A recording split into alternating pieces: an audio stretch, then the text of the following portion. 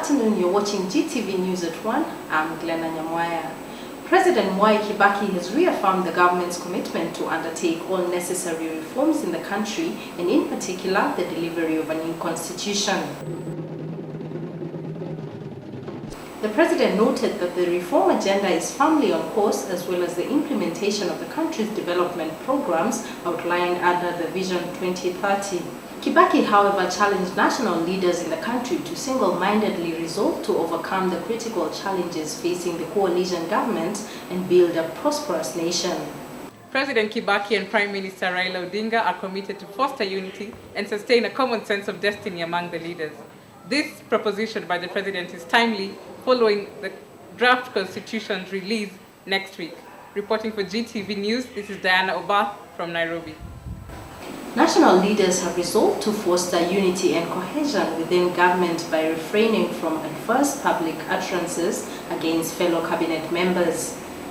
They have also agreed to avoid utterances that could portray a negative image of the government. The national leaders observed the need for the government to take a common position on the new constitution and to speed up delivery of a constitution that is functional, workable, and simple to understand by the Kenyan people. The cabinet members also agreed to facilitate and expedite the implementation of the Grand Coalition Government Medium-Term Plan and Vision 2030 on the basis of annual delivery targeted results. Cabinet ministers and assistant ministers will foster unity and cohesion within government by refraining from making adverse public utterances against fellow cabinet ministers and assistant ministers.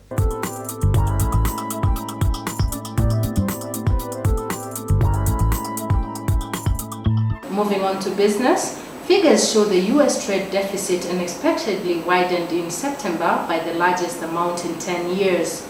The trade gap, which is the difference between U.S. imports and exports, grew 18% to $3.6 billion from August. Imports rose 5.8%, the biggest jump since 1993, and an indication that consumer spending is recovering.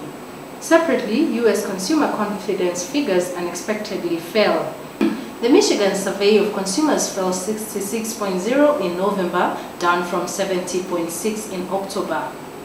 And in the UK, British Airways boss Willie Walsh has said the planned merger with Iberia is, and I quote, "great news for British Airways, our customers and our shareholders," end of quote.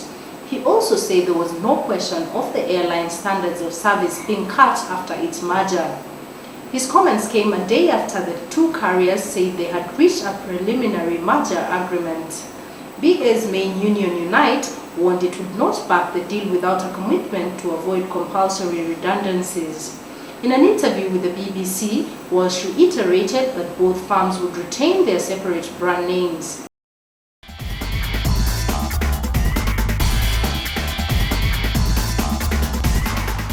And finally in sports, Nigeria's Super Eagles have qualified for South Africa 2010 World Cup after defeating Kenya's Harambee Stars 3-2.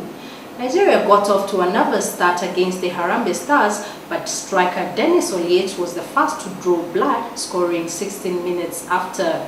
Nigeria missed chance after chance in the first half, which ended 1-0 to Kenya. Nigeria's Obafemi Martins equalized on 62 minutes, and they have scored the equalizer here in Kenya. And Yakubu Ayegbin netted again just 3 minutes later.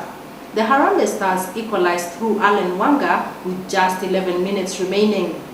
But Obafemi Martins saved the day for the Super Eagles, netting his second goal of the game on 83 minutes. Controversy continues to mar the first two goals by the Eagles yesterday, with much critics saying they were both offside. The referee has been accused by the Kenyan side of favoring the Nigerian side. Kenyans are crying foul over being denied what they term an outright penalty on the 25th minute, in which Oliech was fouled in the penalty box. The fact, however, remains that the Eagles are headed for South Africa next year, and even an appeal from the Football Kenya Limited to FIFA will make no difference in changing the game's results. And up north, Egypt and Algeria face a playoff in Sudan on Wednesday to decide which of them will go to the World Cup. The two rivals finished level on points and goal difference in Group C, after Egypt's 2-0 win in Cairo. Substitute Emad Moteab scored late in injury time to secure this World Cup lifeline. The Pharaohs needed a 3-0 win to qualify outright, but Moteab's strike has given the Africa champions another opportunity. As if to state their intentions from the start, Amir Zaki netted just 2 minutes into the game after a shot from Mohamed Aboutrika rebounded off the post. Algeria missed several opportunities to draw level. You have been watching GTV News at 1. Do join me at 4 for the next bulletin. I am Glena Nyamwaya.